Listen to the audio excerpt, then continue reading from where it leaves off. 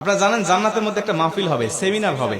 সেখানে আল্লাহ জান্নাতীদেরকে নিয়ে একটা মাহফিলের আয়োজন করবেন। জান্নাতি শ্রোতা হবে আর বক্তা হবে তিনজন। প্রথমে বিশেষ বক্তা হিসেবে থাকবেন হযরত দাউদ আলাইহিস সালাম। দাউদ আলাইহিস সালামের কুরআন নাজিল হয় নাই, দাউদ নবী কোনোদিন কুরআন পড়েও নাই।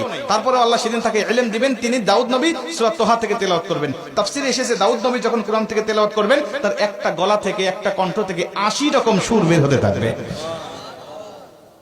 জান্নাতীরা দাউদ নবীর কণ্ঠে তেলাওয়াত শুনে তো পাগল, বলবে আল্লাহ কি তেলাওয়াত শুনতেছি, আমরা তেলাওয়াত শুনে শুনে জান্নাতে থাকতে চাই, আর কিচ্ছু চাই না। আল্লাহ বলবে এর থেকে কি সুমধুর তেলাওয়াত শুনতে চাও না?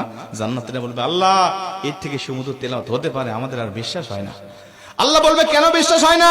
দাউদ নবীর উপরে কোরআন নাজিল হয় নাই, দাউদ নবী কোরআনের জন্য মার খায় নাই। যে নবীর উপরে কোরআন নাজিল করেছি, যে নবী কোরআনের জন্য মার খেয়েছে, দাঁত শহীদ করেছে, মাথার হেলমেট ভেঙেছে, উহুদের প্রান্তরে রক্তক্ষরণ করেছে, ওই নবীর কণ্ঠ থেকে কোরআনের তেলাওয়াত শোনো কেমন সুমধুর শোনা যায়।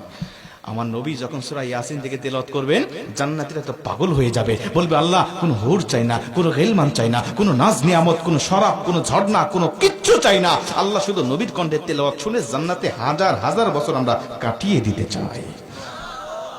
আল্লাহ বলবে জান্নাতি এর থেকেও কি সুমধুর তেলাওয়াত তোমরা শুনতে চাও না? জান্নাতীরা বলবে আল্লাহ এর থেকে সুমধুর তেলাওয়াত হতে পারে, এটা আমাদের আর বিশ্বাসই হয় না। জান্নাতীরা কেন বিশ্বাস হবে না বলো?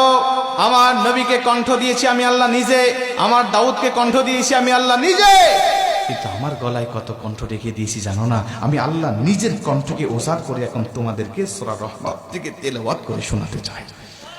আমার আল্লাহ সেদিন টান দিবেন সূরা রহমান থেকে, আর রহমান বলবেন না, তিনি আনার রহমান বলে টান দিবেন। আমি রহমান, যে রহমানের কথা দুনিয়াতে তোমরা শুনেছো, যে রহমানের ভয়ে দুনিয়াতে পাপ থেকে বিরত ছিলে, যে রহমানের ভয়ে তাহাজ্জুদের ওয়াক্তে দাঁড়িয়ে চোখের পানি বিসর্জন দিয়ে নামাজ আদায় করেছো, যে রহমানের ভয়ে সারাটা দিন রোজা রেখেছো, যে রহমানের ভয়ে তোমরা সত্যের পক্ষে চলেছো, ওই রহমান আর কেউ নয়, আনার রহমান, আমি রহমান বলে আমার আল্লাহ